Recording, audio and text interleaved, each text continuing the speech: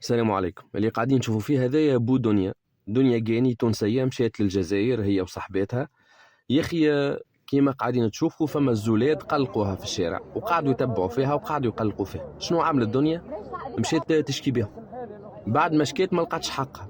يا أخي شنو عملت؟ هبطت بوست على الانستغرام وقالت: يا بنات ردوا بالكم تمشيو للجزائر، راهي البلاد ماهيش آمنة. بوست هذايا شنو تكلف الدنيا؟ تكلف انه توقفت وحكموا عليها بعام حبس وب30 مليون جزائريه خطيه. دنيا اليوم في الحبس في الجزائر، دنيا تونسيه. اليوم بوها زوالي ما عندوش، ما ينجمش يعمل محامين، ما ينجمش يقعد ماشي جاي على بنته عام كامل وهي في الجزائر، وما ينجمش حتى يخلص الخطيه. اليوم الفيديو هذا لازم الناس الكل تبارتاجيوه، لازم يوصل للسلطات في بلادنا باش يشوفوا حل البنيه هذه اللي اليوم في الحبس في الجزائر. احنا نشوفوا في الجزائريه يجيوا لتونس ويقولوا في كلام خايب على توانسه، ويقولوا الدربوكه، ويقولوا ما جامي يتوقف فيهم واحد. اليوم دنيا توقفت في الجزائر. اليوم دنيا توقفت على خاطر هي قلقوها في الشارع. اليوم دنيا توقفت على خاطر هي عملت رياكسيون وقالت ما تسافروش للجزائر. اليوم الدوله لازمها تتدخل، خاصه في انه الدنيا طفله صغيره اليوم موجوده في الجزائر في الحبس. الدوله لازمها تتدخل وتشوف حل. بو دنيا تو نخليكم تسمعوا في الاخر شنو قال انسان زوالي، وامها امراه كبيره ومريضه وما تنجمش تستوعب هالمصيبه اللي هبطت عليهم.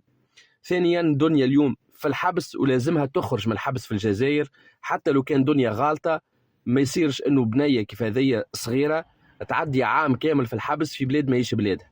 الناس كلهم بارتاجيو الفيديو، الناس الكل، اي انسان يرى الفيديو يبارتاجيه. وصوت بو دنيا اليوم لازم يوصل للسلطات في تونس باش يشوفوا حل في البنيه اللي موجوده في الحبس. والموضوع هذا التوانسه الكل، اي انسان اليوم مؤثر وصوته يتسمع لازم يحكي في الموضوع هذايا حتى لين دنيا تروح لتونس بحذا ابوها وامها.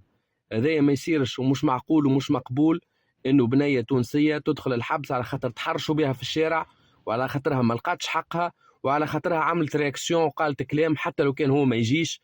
مش معقول تحطوا طفله صغيره هكاك في الحبس. السلام عليكم، مش خليكم تسمعوا بودن. ما عملتش محامي تو عمري دار. انا انا غير نقف في قرجمت، غير نعيش مع بقيه العائله واختها مع تما. حاضر بلا واش تعمل. ما عندكش باش تعمل محامي تو. ما عنديش كان ربي.